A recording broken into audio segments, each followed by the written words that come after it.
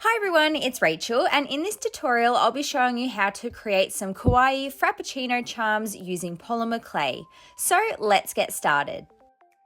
So today we're going to be making a chocolate and a caramel frappuccino. So the top colors are for my chocolate frappuccino and the bottom colors are for the caramel. To begin, you want to roll each of your balls of clay into a coil, and then we're going to place these all together to create a larger coil.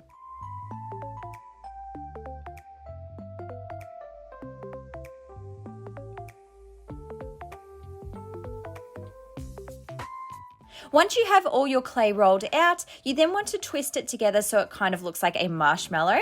And this is how we're going to create the marble of colors. So just keep twisting and rolling before then kind of smushing it all together just slightly to create a really nice marbled effect. When you are happy with how it looks, go ahead and roll your clay into a ball to prepare it ready for the charm. I'm then going ahead and I'm doing the same with the 4 colors that I have here that I'm using for my caramel frappe. So just rolling them into a coil and then twisting them to create the marbled effect.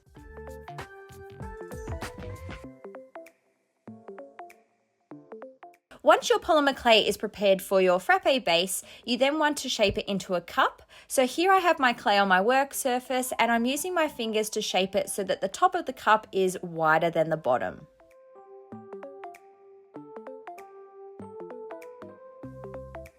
Next up, take some translucent clay or white polymer clay and roll this into a coil on your work surface. You'll then want to stand your frappe cup upside down and wrap around your coil of clay, and this is going to become the rim of the cup.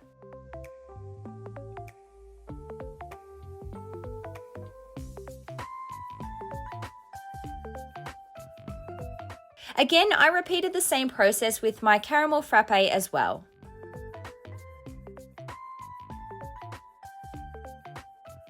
So next up, we are going to create the whipped cream on top of our frappes. So to do this, I'm using some white polymer clay and I'm going to be pushing it through my piping tip, which is a Wilton number 16.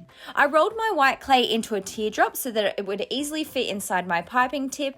And then here I'm just lightly dusting over some cornstarch or corn flour so that when I'm pushing the clay through my piping tip, it doesn't stick to the sides or my tools either.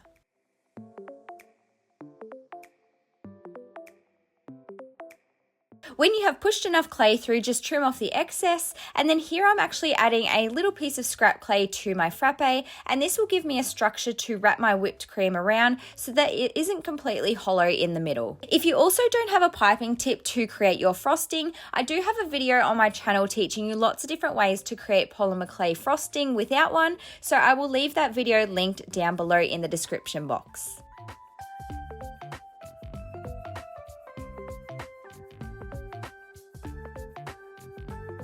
Now we're moving on to the face. So firstly, create 2 indents where you would like the eyes to go and then add in 2 balls of black clay.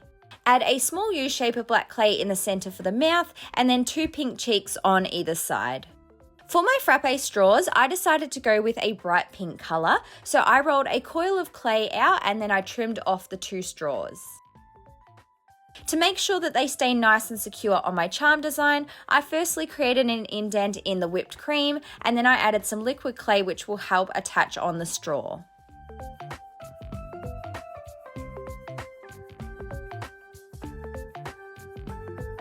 Finally, we are going to create the drizzle or the sauce. So to do this, I'm using my liquid clay, which is called Sculpey Bacon Bond. And I'm using this particular liquid clay because it's a nice thick consistency and I'm able to control the drips a lot more compared to other types of liquid clay. To add some color, I scraped in some chalk pastel shavings and then I'm just mixing these in.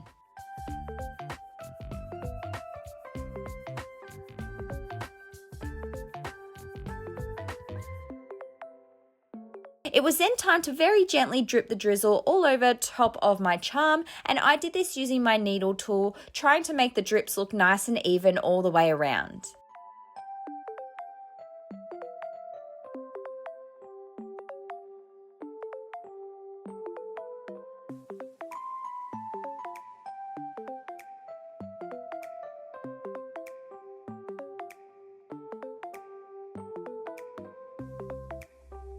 Finally, go ahead and add an eye pin if you would like to make your design into a charm, and then bake it in your oven according to your package's instructions. After baking, I used some super glue to secure the eye pins inside the clay, and then it was time to add the little logo on the cup of the frappe.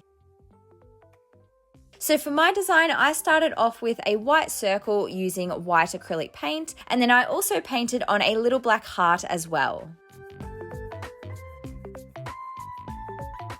To seal in the paint and make the whole charm nice and shiny, I then added a layer of my UV resin as the glaze.